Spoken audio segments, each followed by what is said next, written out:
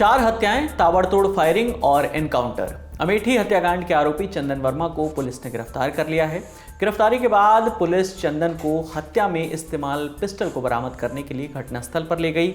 इसी दौरान चंदन ने दरोगा मदन वर्मा से पिस्टल छीनी और फायरिंग करते हुए भागने लगा।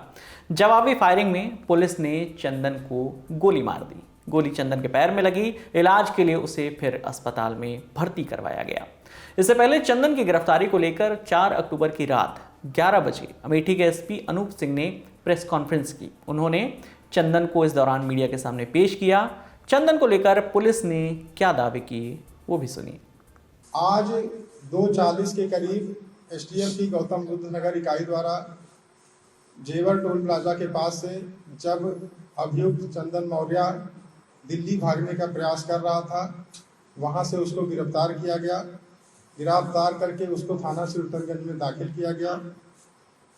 अभियुक्त से पूछताछ में जो प्रारंभिक तथ्य प्रकाश में आए हैं वो ये है कि अभियुक्त का जो मृतक है उसकी पत्नी से पिछले करीब 1.5 साल से जान पहचान थी, प्रेम प्रसंग था।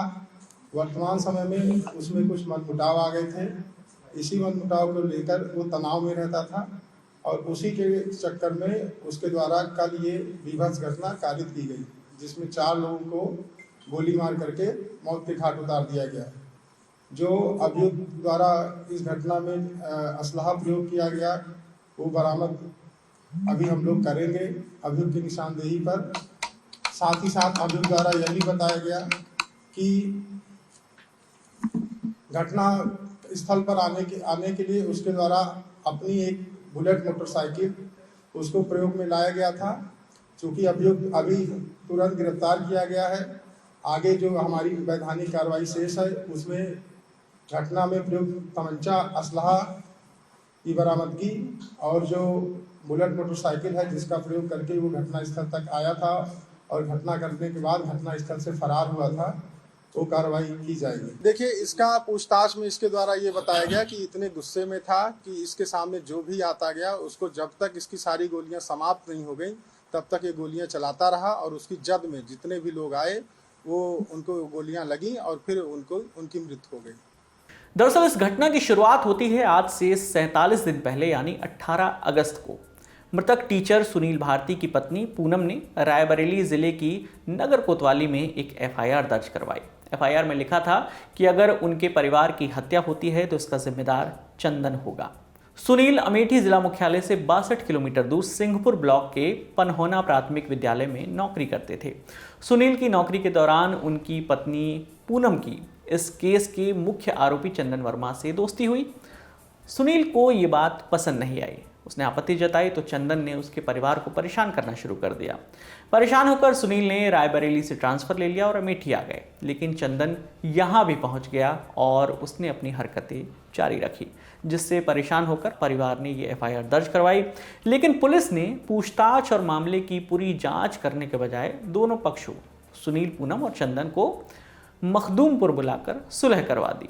इसके बाद लगा कि सब कुछ ठीक हो गया है, पर ऐसा था नहीं। 12 सितंबर को चंदन ने व्हाट्सएप पर एक स्टेटस लगाया। लिखा, 5 people are going to die, I will show you soon। Police को इस स्टेटस की जानकारी वारदात के बाद लगी।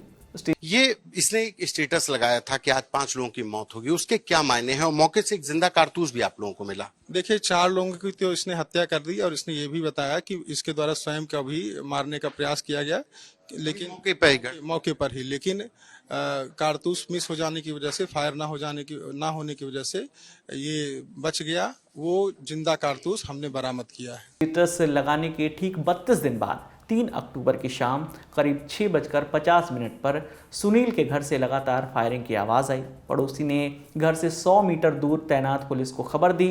पुलिस तुरंत मौके पर पहुंची। दरवाज़ा खोला तो दंग रह गए। घर के आंगन में लगे नल के पास सुनील और उसकी पत्नी बेहाल पड़े थे। पास में ही उसकी दोनों बेटियां जो हैं वो खून से लथपथ पड़ी हुई थी।